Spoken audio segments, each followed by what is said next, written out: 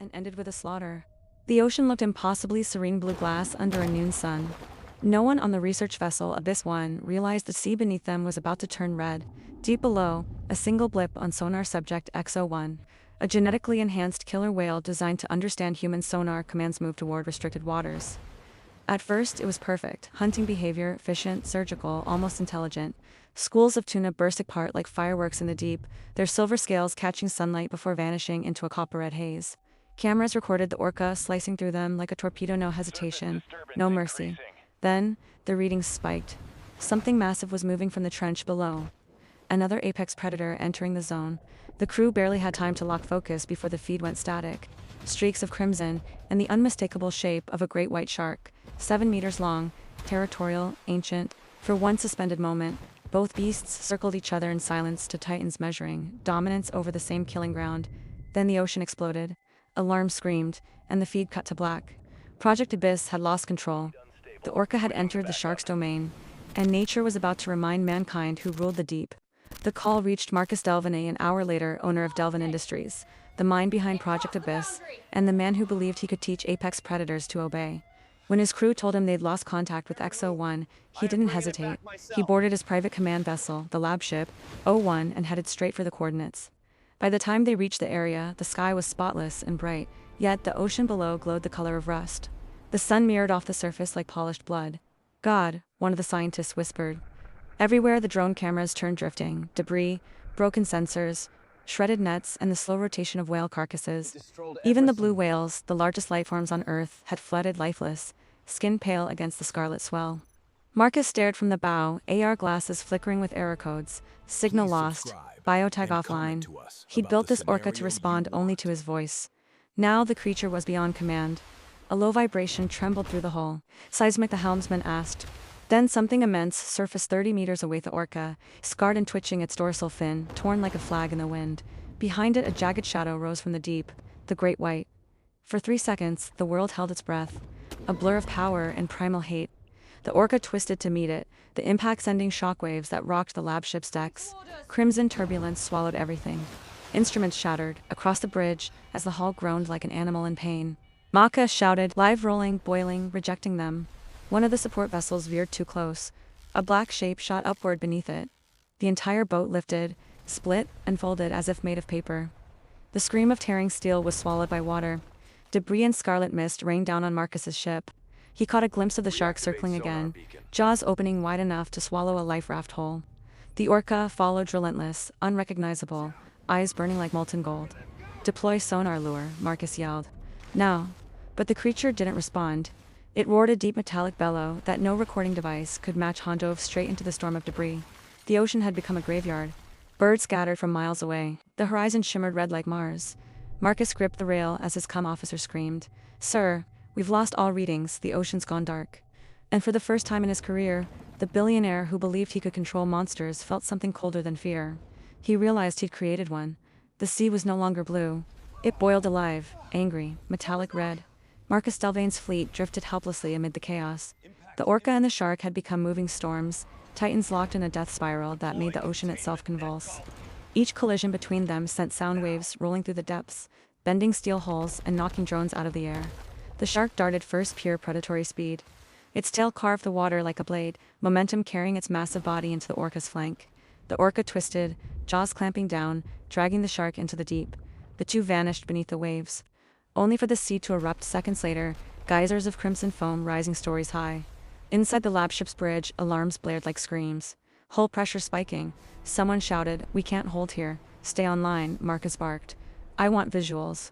The screens flickered with static glimpses of torn metal, silhouettes colliding, underwater shockwaves radiating outward like miniature earthquakes. Then came a sound that froze everyone, the orca's roar. It wasn't a call, or a cry. It was a weaponized blast of sonar so deep and violent it shattered the glassware in the lab. Crew members covered their ears as vibrations shook the vessel from bow to stern. Outside, the shark struck back. It breached, tail lashing, waves exploding against the lab ship's hull. One support vessel tried to retreat too late, lifting the ship clear off the surface before slamming it back down. The explosion of water and flame blinded the horizon. Marcus stared through the smoke, speechless. This was war. Deploy containment net, he shouted. Now. The Beastbusters and elite emergency strike units had been on standby miles away. The sky filled with the rhythmic thunder of rotors. Red helicopters descended through the haze, floodlights slicing the steam. The ocean below looked like melted glass. Titan net armed, their commander radioed, waiting for green light. "Do it," Marcus ordered, from the rescue ship like the limbs of a giant spider. Silver cables shimmered as they uncoiled across the surface, connecting into a circular grid. The sea convulsed under the strain energy building like a ticking bomb. Below, the Orca and Shark collided again, tearing through wreckage and twisted steel. Every motion was primal choreography, tail slams, headbutts, brutal lunges and clouds of copper-red water. Both bled, though neither seemed mortal. They fought beyond instinct, beyond hunger, two living forces reclaiming dominion from the humans who dared to interfere. Then the command crackled. "Activate Titan Grid, 3, 2, 1. The ocean lit up. Bolts of blue-white electricity surged through the net, spreading across the Red Sea like veins of lightning. The world exploded in sound and light. Crew on every ship were thrown to the decks as the wavefront hit. From the air, the sea looked as if a star had detonated beneath the surface, circles of light radiating outward, painting the horizon in silver and crimson. Through the chaos, the Beastbusters ROVs transmitted fragments of the impossible. The Orca and Shark entangled within the grid, their massive bodies convulsing amid torrents of energy, surrounded by molten clouds of bubbles and light. The Orca's sonar tag flickered its readings off every known scale. The Shark's form flickered in and out of vision like a shadow melting into flame. Then silence. The voltage drop was instantaneous, leaving only drifting vapor and a deep, haunting hum that lingered like the heartbeat of the planet itself. Marcus pulled himself upright, staring through the fractured glass of the bridge. For the first time since the battle began, the sea was still, except something was moving beneath. The water trembled, softly at first, then violently. A shape surfaced through the mist. To Orca, slow and massive, breaking through the crimson film of the sea. It exhaled a tower of vapor, sunlight refracting through it like stained glass. Its body was covered in glowing patterns from the electrical charge, glowing faintly blue under its skin. Then, with a flick of its tail, it vanished into the abyss. Moments later, the Shark's massive silhouette appeared just once below the surface, suspended like a ghost. The water around it shimmered, then swallowed it whole. The entire fleet floated amid a landscape that no longer resembled Earth. The sea glowed scarlet and gold, alive with residual energy. Fragments of ships drifted like forgotten bones, smoke curling upward into a burning sky. From above, the Beastbusters drone captured the final frame.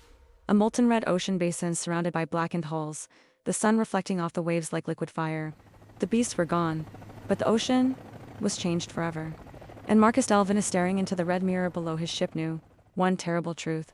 He hadn't contained the monsters, he'd only woken them. No thunder, no roars, no sonar pings. Only the slow rhythm of waves brushing against shattered hulls, washing over the scarlet surface that shimmered like molten glass. Helicopters hovered above the stillness, rotors stirring the crimson haze into spirals. Engines silent, their crews evacuated or lost to the storm. The Titan net, once humming with power, now floated lifeless, its silver mesh glinting faintly under the dying sun. On the deck of Lapship 01, Marcus Delvane stood alone, soaked in sea spray and the copper-scented mist that hung in the air. Around him, the survivors worked in silence, no cheers, no victory, just disbelief. He removed his AR glasses and looked out toward the horizon. The sea still glowed with an unnatural crimson hue, fading into gold where the sunlight broke through. Somewhere far below, in the endless deep, X-01 was still alive. He could feel it. It was learning. A radio crackled behind him. Beastbusters command reporting. Area contained.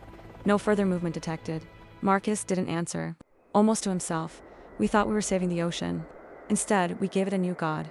The camera pulls away, rising higher, showing the scarlet basin stretching endlessly under the sunset. Then, as the screen fades to gold, the words appear. Please comment and contribute new scenarios to us.